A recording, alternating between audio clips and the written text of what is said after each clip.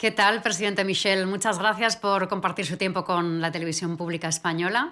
Estemos ya con la cumbre de Granada a la vuelta de la esquina y hay muchos temas europeos encima de la mesa. Me gustaría empezar directamente por la ampliación. De verdad, pero de verdad, ¿confía usted en que la familia vaya a aumentar en 2030? Confío absolutamente en que la Unión Europea estará más segura y que será bastante más próspera en el futuro con esos países como miembros de la Unión Europea. Pero no subestimo los obstáculos, las dificultades y quizás también las disputas políticas que tendremos que resolver para que eso pueda ocurrir. ¿Y cree usted que son suficientes tan solo unos años para resolver esas dificultades? Mire, en unas semanas, en diciembre, tendremos que adoptar decisiones importantes sobre Ucrania, sobre Moldavia, pero también sobre los Balcanes occidentales. Esto es un proceso basado en méritos. Eso significa que, por un lado, esos países tienen que hacer sus deberes, tienen que llevar a cabo las reformas necesarias, la independencia de la justicia, la lucha contra la corrupción, y en el otro lado, nosotros, en la Unión Europea, tenemos que prepararnos también para esta ampliación. Pero hay una cosa que es segura, ya no es momento de dejar las cosas para más tarde. Hay otra cosa que es segura también. Es mejor que esos países estén cerca de la UE y un día dentro de la UE para tener más estabilidad, más prosperidad y también para que ellos compartan los mismos valores, los mismos modelos políticos y poder cooperar mucho más aún con nosotros desde el punto de vista económico. Si hablamos de quién puede entrar, ¿cree usted que deberíamos priorizar, por ejemplo, a Ucrania y a Moldavia? Porque hay muchos países que tienen ese estatus de país candidato desde antes de 2010 y se quejan, lógicamente. Sería injusto si no tuviéramos en cuenta el hecho de que a los Balcanes occidentales, por ejemplo, les dijimos hace muchos años, en fin, vimos que tenían esa perspectiva europea. Es un proceso basado en méritos, pero ahora mismo existe un impulso porque todos entendemos ya que tras la guerra que ha lanzado Rusia contra Ucrania, es mucho mejor que la Unión Europea se amplíe. Posiblemente este debate era difícil antes de la guerra que ha lanzado Rusia contra Ucrania en algunos de los Estados miembros. Hoy hay un mayor acuerdo político y creo que deseo político también, algo que es necesario para conseguir la ampliación. Pero al mismo tiempo conviene formular las preguntas adecuadas y proporcionar las respuestas adecuadas. En el futuro, ¿cómo queremos decidir juntos, con más miembros en la Unión Europea? ¿Cuáles son nuestras prioridades comunes? ¿Qué queremos hacer juntos en Europa, en la Unión Europea? ¿Y cómo lo pagamos? ¿Cómo será la financiación en el futuro? Estas son preguntas extremadamente difíciles, pero es hora de empezar a abordar esas preguntas. Está claro que los líderes, los jefes de Estado y de Gobierno, tienen un papel importante que desempeñar, gracias a su legitimidad. Por ello estoy tan agradecido al presidente Pedro Sánchez por posibilitar que en Granada celebremos ese debate para comenzar a abordar esas decisiones y ver cómo podemos converger para garantizar que estemos listos a tiempo. Y hablando, como usted dice, de esa reforma interna, ¿cree usted que la Unión Europea de verdad está preparada para abordarla en tan solo unos años? ¿Es eso factible? Es difícil, pero es posible, es algo realista. Mire, cuando nos enfrentamos a grandes dificultades, se acordará el COVID-19, por ejemplo, conseguimos en un breve periodo de tiempo actuar y reaccionar y adoptar las decisiones adecuadas. Cuando comenzó la guerra, de manera inmediata, adoptamos decisiones audaces para apoyar a Ucrania, incluyendo equipamiento militar para Ucrania. Posiblemente unas semanas antes de la guerra habría sido inimaginable que hubiéramos adoptado una decisión así. Esto es una lección en Europa. Cuando nos enfrentamos a una situación difícil, cuando nos enfrentamos a momentos complicados, sabemos adoptar decisiones correctas y audaces. Cambiando el tema y hablando ahora de migración, estamos viendo llegada masiva de inmigrantes, incrementa también la tensión entre países, Francia, Italia, Alemania, Polonia, y además el Pacto de Migración y Asilo está bloqueado. No parece, a priori, una posición muy esperanzadora, ¿no cree? Estoy de acuerdo en que esto es siempre un debate difícil. De hecho, vemos que en estos últimos meses estamos teniendo que volver a enfrentarnos a dificultades, porque las cifras han aumentado. Pero lo primero, tenemos que mostrar nuestra solidaridad. Está totalmente claro que esto es un reto europeo. Eso significa que es necesaria una respuesta europea. En segundo lugar, tenemos que hablar con terceros países, países de origen, países de tránsito, y eso es lo que estamos haciendo ahora mismo. Y tenemos de nuevo la ocasión en Granada de hablar de este tema, de evaluar la situación y ver qué podemos hacer aún más para garantizar la solidaridad de Europa, por un lado, pero también para garantizar que nuestras relaciones con terceros países son efectivas y que generan resultados concretos. ¿Pero a qué tipo de compromisos se refiere? Porque hablando de esos acuerdos con terceros países y, lógicamente, hablando de ese polémico acuerdo con Túnez, ¿justifica usted el dejar de lado los derechos humanos?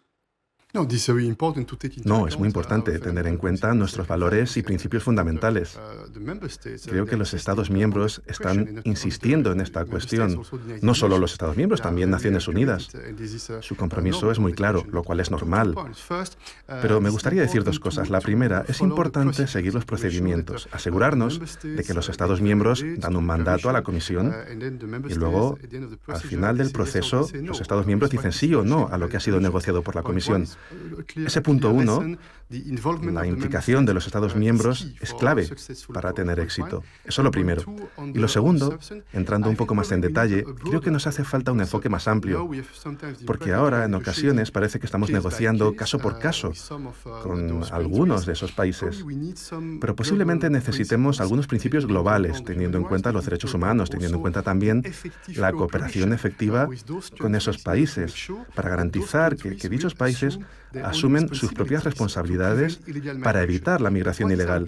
Pero ¿cuál es nuestro objetivo común? Nuestro objetivo común es garantizar que no son los traficantes los que deciden quién puede venir a la Unión Europea, sino nosotros, los Estados miembros, los gobiernos, junto con nuestros interlocutores en terceros países, somos los que decidimos quién puede entrar en la UE.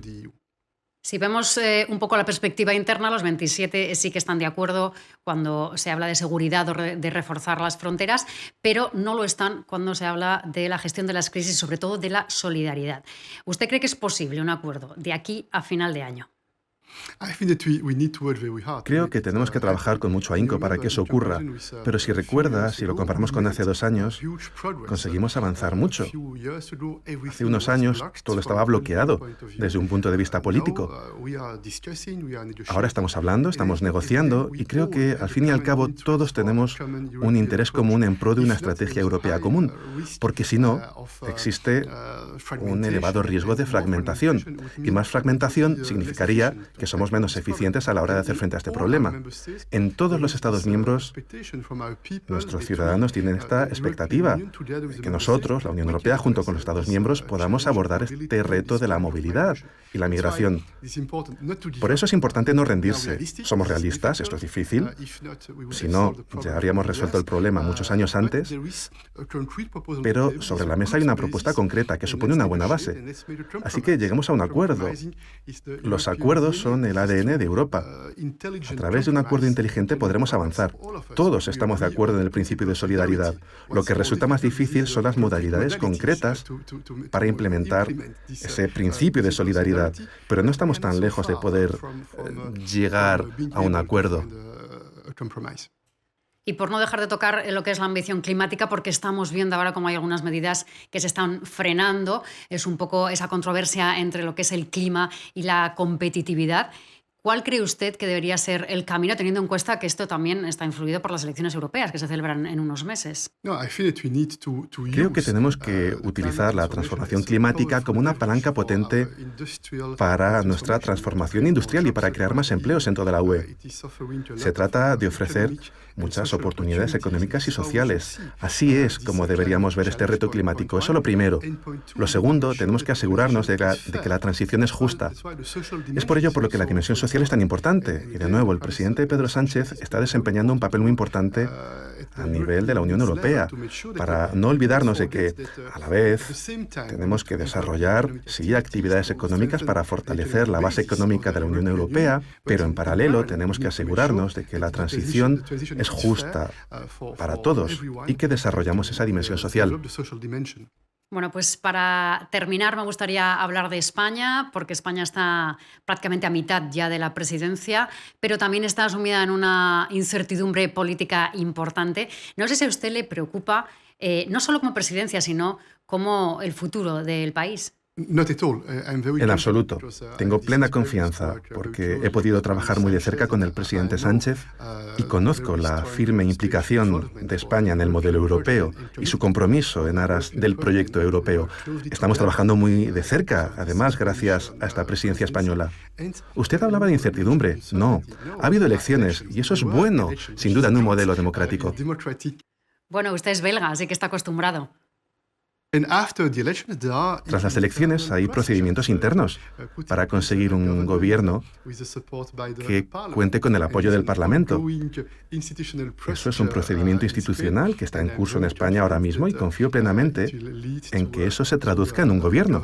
Y confío también en que sea un gobierno con un compromiso muy claro por la Unión Europea. Pero es consciente que puede no ser un gobierno de Pedro Sánchez, sino otro gobierno. Está claro que no es mi trabajo interferir en estos procesos institucionales. Solo diré que confío en el buen funcionamiento de las instituciones en España y que al final haya gobierno, que cuente con el apoyo en el Parlamento y confío en que será un gobierno con un programa positivo para la Unión Europea.